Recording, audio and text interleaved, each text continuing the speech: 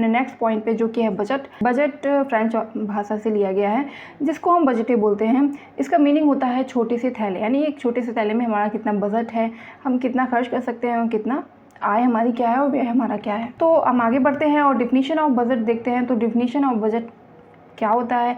आय और व्यय का अनुमानित जो ब्यौरा होता है उसी को हम बजट कहते हैं, यानी कि हमारी कितनी आय है और हमारा कितना खर्चा है, उसका जो हम एक लिस्ट बनाते हैं पूरे साल की, और किस तरह से हमें खर्चे करने हैं, किस तरह से हमें कहाँ कौन सा पैसा लगाना है, उसको हम बोलते हैं बजट। ठीक है, प्रिंसिपल ऑफ बजट देख ले तो कुछ पॉइंट्स हैं जिनको हम डिस्कस करेंगे। Some revised for budget analysis budget of the last 3 years, यानी कि विगत पीछे के जो 3 वर्ष हैं उनके बजट का विश्लेषण हमारे पास होना चाहिए। एस्टिमेट इनकम इन फाइनेंस, वित्तीय वर्षों में अनुमानित आय जो हमारी है वो हमें पता होनी चाहिए।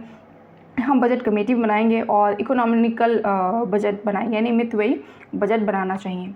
ठीक है, budget of PE programme of the school, जब भी हम एक लिस्ट देख लेते हैं बजट की, जो कि फिजिकल एजुकेशन की एक प्रोग्राम की स्कूल की एक लिस्ट है, जो कि आय के ऊपर डिपेंड है, यानी कि सोर्स ऑफ इनकम, यानी कि जो सोर्स ऑफ इनकम है वो कहाँ से हम प्राप्त करेंगे, कैसे आय बनाएंगे। तो आपके सामने एक लिस्ट है। विगत वर्षों की शेष राशि, यानी जो पीछे वर्ष है उनमें जो बची हुई राशि है उसको हम देखेंगे।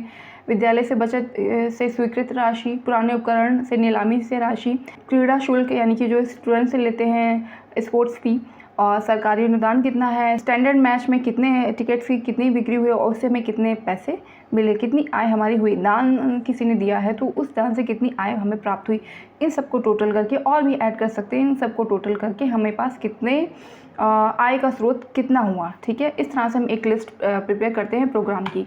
ठीक है, ऐसे ही हम सोर्स ऑफ इनकम देख लेते हैं। सोर्स ऑफ इनकम में विगत जो वर्षों की राशि है वो देखेंगे, विद्यालय से स्वीकृत की गई राशि देखेंगे, पुराने जो उपकरण हैं उनकी हमने जो नीलामी की है वो कितनी में नीलामी हुई है।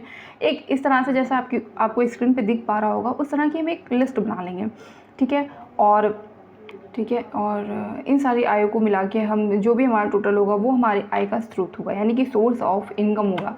तो नेक्स्ट पॉइंट पे हम आगे बढ़ते हैं। आइटम्स ऑफ एक्सपेंसेस, यानी कि व्यय की मदें, उपकरण को क्रय करने पर कितना पैसा मिला। ठीक है, मैदानों की देखरेख व सुधार पर कितना पैसा लगा या हमें कितना पैसा लगाना है। वार्षिक क्रीड़ा समारोह व पुरस्कार, यानी जो प्राइजेस देंगे हम एनुअल स्पोर्ट्स में, और जो भी हमारी प्रतियोगिता होंगी उनका जो पत्र व्यवहार होगा, खेल संबंधी पत्रिकाएं और पुस्तिकाओं पर, बाहर जो जाने वाली टीम्स हैं उनका खाना पीना, उस पे हम जो भी व्यय करेंगे।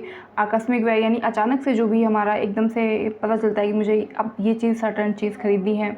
ठीक है, विभाग को भेजा गया शुल्क। अंत में समूह प्रतियोगिताओं पर, जो लास्ट में जो हमारी टीम प्रतियोगिताएं होती हैं, प्रोग्राम्स होते हैं, उन पे हमारा कितना खर्चा हुआ है, उनको जोड़ के हम अपना पूरे साल का स्ट्रक्चर बना सकते हैं। जैसा कि आप स्क्रीन पे देख पा रहे हैं उसके अकॉर्डिंग हम बना सकते हैं।